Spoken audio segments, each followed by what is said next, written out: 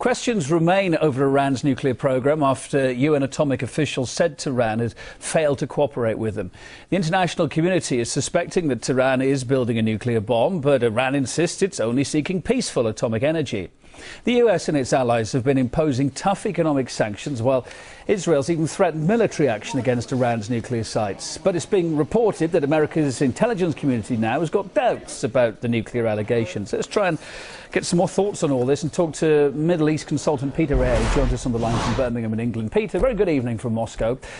The UN Nuclear Agency says Iran stepped up uranium enrichment. Now, how does that sit with that other leaked report we've been hearing in the Los Angeles Times, where intelligence agencies say they don't think a bomb is being built?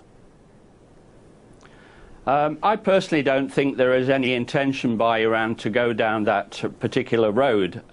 What you have to understand is this standoff with Syria, Iran and all the rest of the Middle Eastern concerns is basically a geopolitical plan for regime change. We saw it in Libya, we're now seeing it in Syria, and the same exercise in Iran. There is clearly a Zionist overtone, an Israeli overtone on the way politics is run in the West, because they dictate the ground rules, they provide the finances, and so the politicians do what they ask for. The other issue here is that there's definitely a Muslim standoff between Shiite and Sunni.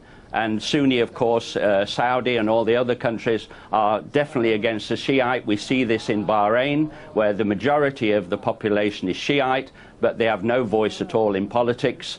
They talk about democracy in Egypt, but we still don't have democracy in Egypt, because Israel and the US and the UK are to make sure that there is a sort of a Western-friendly government in power. And so the military still control Egypt. That is not democracy. There's no democracy in Bahrain.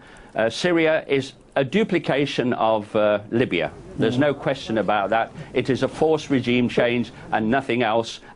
But carry on, sorry. Let's focus back in on Iran. Up until last August, at least, I spoke to President Ahmadinejad then personally. We did an interview with him, and he said that, as far as he was concerned, he was happy that atomic officials were being given the access they needed. That was his side of it. That's what he told us.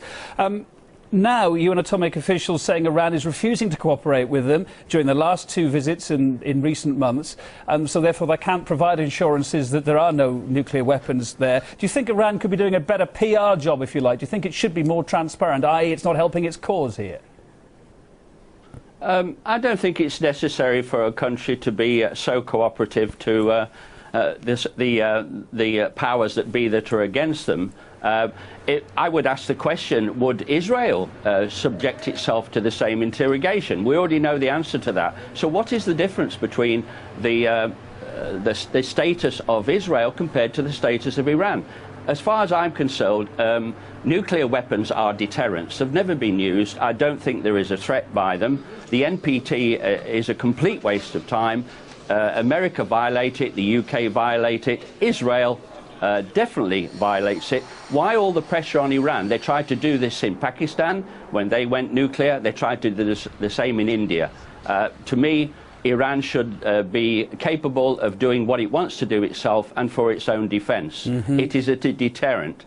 There is no risk whatsoever from Iran or from the Islamic movement. I hear what you say, but also I guess the US and the EU, they've already been slapping sanctions on Iran's economy over its nuclear programme. Do you think now we're going to see more after this IAEA statement?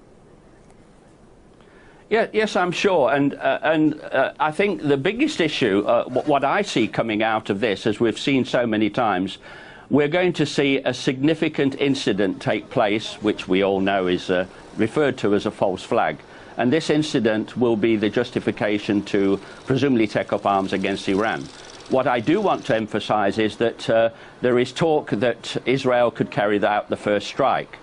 Militarily speaking, and having worked in NATO, in the intelligence and etc., I can assure you that Israel does not have the capability to carry out such a strike, and it certainly doesn't have the weapons or the aircraft to carry the weapons to do the job.